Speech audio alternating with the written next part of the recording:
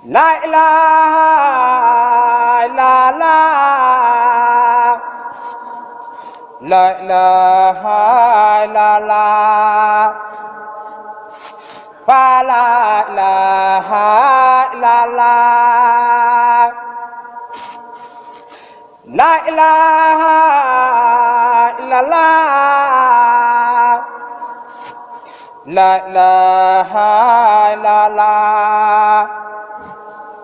fa la ilaha illallah, la ilaha illallah. Asalaamaaleykum wa rahmatulahi taala wa barakaatu mbokk ñuy topp ci biir réew mi ak ci bitim réew ñu ngi leen nuyu baax te di leen siyaara di jiite ci nuyoo bi ak siyaar bi di Cheikh Mouhamadou Mountakha Mbacké di ñaan suñu borom doon di ko yàggal lool te wéral ko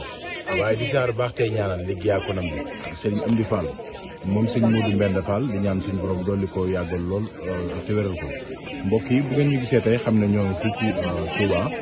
ci deuxième mbale mi nga xam ne ndaka jekk saa yu ñu màggalee ba pare ba gàmm Baye Fall yi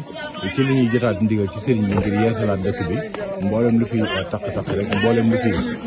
mbali rek ñu buub ko ci suba ak léegi rek ñoo ngi fii ci Touba gis ngeen Baye Fall yi ñu ngi jëfe ndigal li nga xam ne mooy ndigalu sëriñ bi ci buñ gàmmoo ba gàmmu Baye Fall yi ba ca bis ba ca suba ga incha allahu rabbi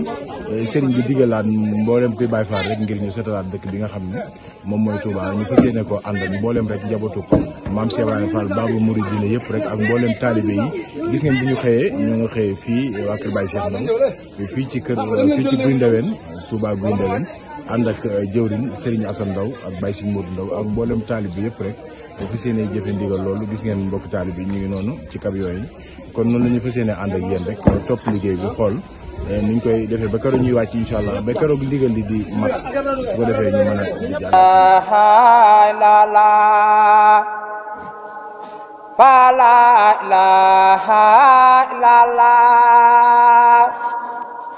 la ilaha illallah,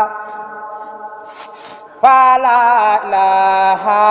illallah, la ilaha illallah, la ilaha illallah, fa la ilaha illallah, la ilaha illallah,